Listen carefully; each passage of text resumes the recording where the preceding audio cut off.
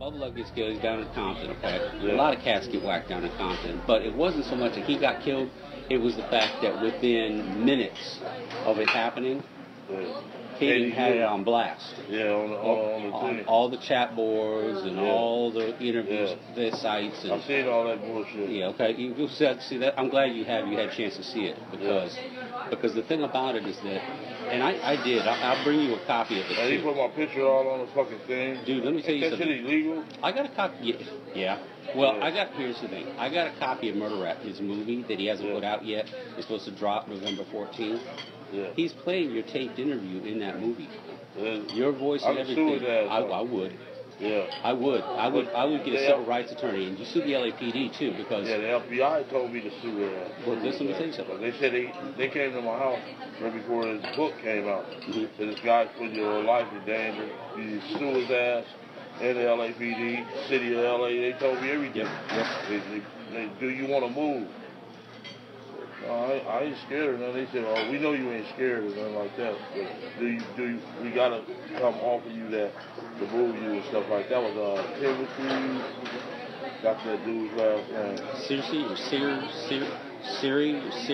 He was the U.S. attorney, wasn't he? Yeah. And he sent some FBI agents in my house. Did he? Yeah. He did? That dude is putting out a movie, and we got to protect you. Do you want to move? What I believe that you told Greg Kading was what Greg Kading wanted to hear. Yeah. You get out of trouble. This one was talking about 25 years. I didn't have no fucking 25 years, man. Yeah. You know what I'm saying?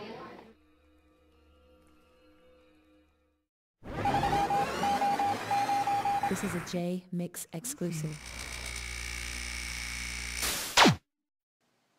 Hello all, it's Jmix here, and this upload is a teaser for a full-length documentary I'm working on called Reckless Disregard, separating the truths, half-truths, and untruths of the murder rap narrative.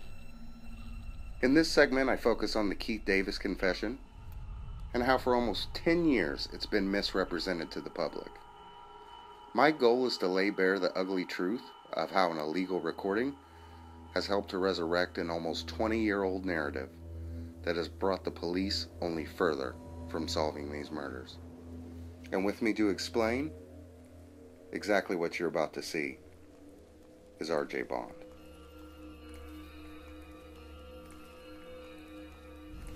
RJ, who exactly is Steve Strong? Steve Strong is a retired Los Angeles Police Department gang and narcotics detective. We ran into Steve Strong by way of introduction by Wayman Anderson. And even though we weren't going to do a lot on Wayman Anderson in the assassination movie, we found out that Steve Strong had a lot of gang and narcotics detective work done. We didn't know until we actually talked to Steve Strong later that he had served as the defense's private investigator in the George Torres Ramos case. Steve Strong travels around the United States as a private investigator for criminal defense attorneys.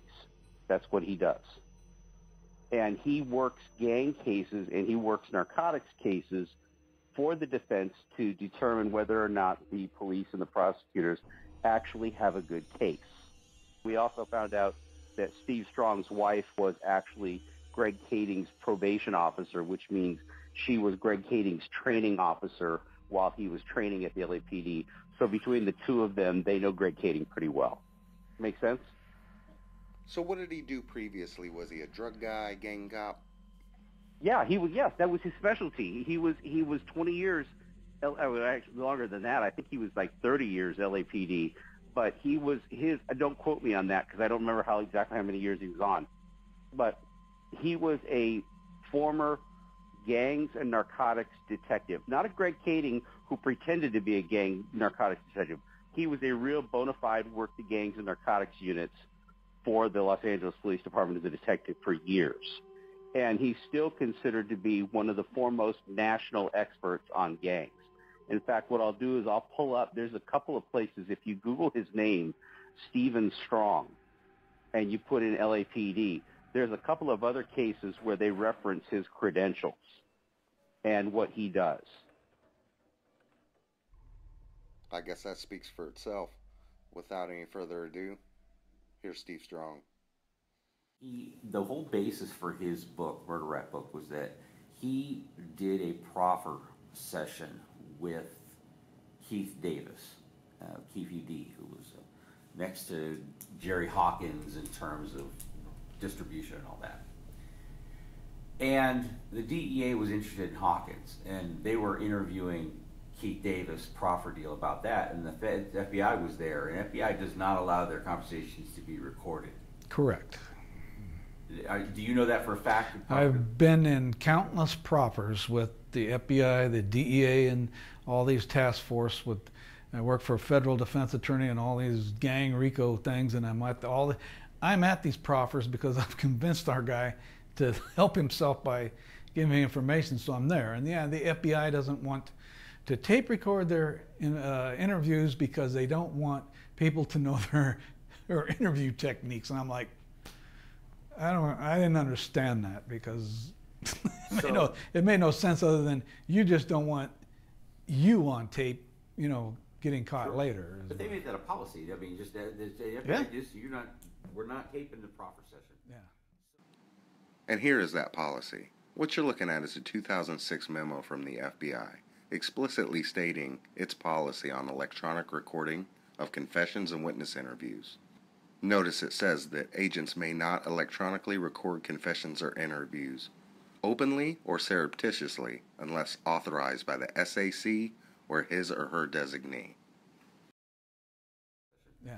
So when a Kading shows up with a recorded conversation or a recording of the proffer session itself and uses this recording as evidence and publishes it in his book, sends it to the LA Weekly, sends this tape everywhere,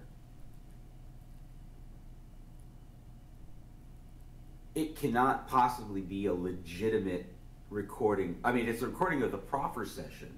No, it could be a legitimate taping, but one he did without telling anybody, because as a private investigator, I got video pins and all kinds of nonsense.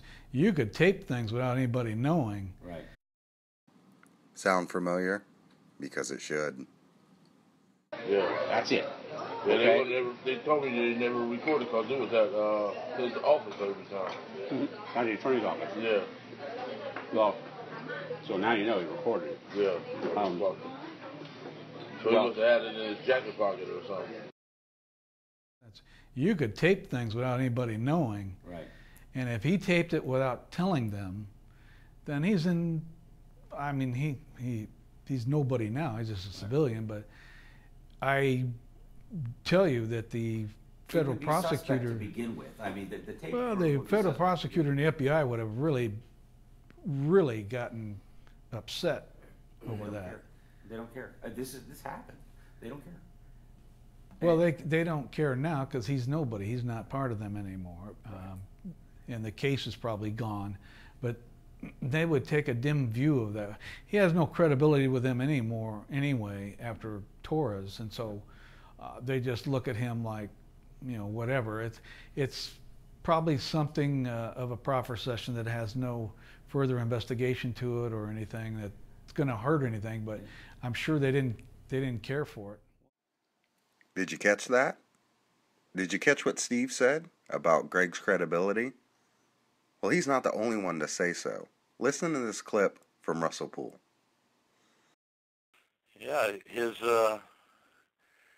no credibility. I couldn't trust him to work with him on the police department. He's self-absorbed, just like the LA Times reporter Chuck Phillips, and they're working together on that book he did. There's no question in my mind. Here's what happens when something like that happens, is they give him a choice to retire, resign, or leave, and he was forced to leave. And so in their conclusion, they figure they got nothing to lose. Okay, the suspects, it would be an embarrassment for the LAPD to reveal that their detective on this case was responsible for releasing this killer. Because you got to remember, this Kading worked on other cases. So if they were not to clear him and condemn him and this and that, they would have problems with all of his other cases. In my opinion, they basically just cleared it on there. He's no longer on the police department, so they don't have to worry about him anymore. However, if they do an investigation and find he's a corrupt officer and he's lied on this, well, maybe he lied on all the other cases. They didn't want to open that can of worms. He has no credibility with them anymore anyway after Torres, and so they just look at him like, whatever. It's probably something of a proffer session that has no further investigation to it or anything that's going to hurt anything, but I'm sure they didn't care for it. This is key. Allow me to point you to an article written in LA Weekly on Thursday, October 6, 2011. It's entitled, "Cop's Book Says Sean Combs, Suge Knight Ordered Tupac and Biggie Killings." And in this article, it sets up a defense for Greg. They even reached out to Greg's former boss, a man by the name of Kevin McClure. And I will read you his excerpt. Kevin McClure, who supervised the task force as head of Robbery Homicide Division, confirms that he got approval from LAPD brass to dismantle the team. Now a chief of police in Montebello, McClure says Kading's perception is skewed. "I have no problems with Greg," McClure says, "but investigators are like softball parents. Their kid is always better than your kid. We followed every viable lead that we had at the time and pushed it to the point where we needed something else to occur in order to move this case forward. And that something, someone else coming forward to corroborate what we had, didn't happen." Greg's own boss is saying that his theory had no legs. Whatever. It's probably something of a proffer session that has no further investigation to it or anything that's going to hurt anything, but I'm sure they didn't care for it. Well, I interviewed Keefe Davis. I got a chance to actually have a breakfast meeting with him. And he flat out said, "Yeah, I lied to him." I mean, just like you were talking about with the gang. He says, "I was facing 25 years. They're threatening a third strike." I think did Kading a favor while he was in the middle of Torres, because this happened while they're in the middle of prosecuting Torres. Did him a favor, gave him the proffer session with Keefe Davis. They brought him in and they asked him all about the Tupac Shakur killing, and he admitted to doing it. He admitted as Orlando Anderson did it. And of course, that was the big official story that everybody wanted to believe anyway. And he goes, and he told me, he says, "I'm looking at 25 years. What do you want? What do you expect me to say?" He says, "I can tell you this. Nobody told me that conversation was being recorded." Yeah. My attorney said nobody said that conversation had been recorded. I had no idea I was being recorded during that conversation. And I believe that. And that's the thing about proffer sessions, is that when I'm convincing this individual to cooperate, a lot of times I'll go out and verify the information he's going to give them, because they will sometimes give bogus information in the proffer, not thinking that they're going to come back at them if it's not true. They're thinking, "Oh, I can just tell them some bullshit and then I'll be on my way, I'll get what I need out of it." And I'm like, "No, you're going to tell me, I'm going to go out and check this out, because if they can't verify it, you're in trouble. You're not going to get anything. They're going to come back and nail you.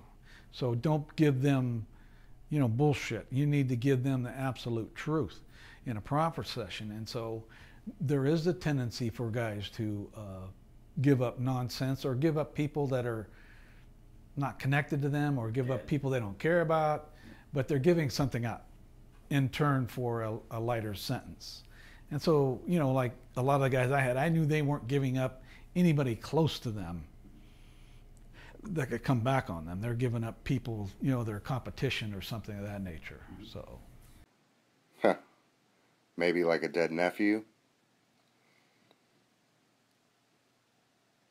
The simple fact of the matter is, if the recording was not done with permission, it was done with a motive.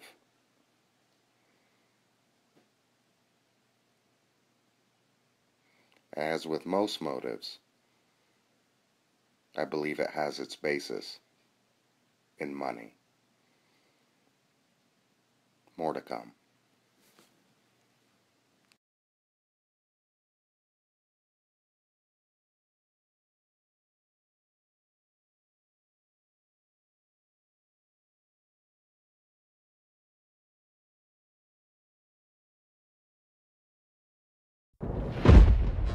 Something is worth $500 million, and you're tired of being harassed by the guy who runs it.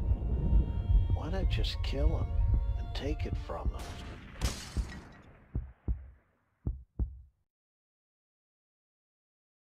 This is a Jmix exclusive.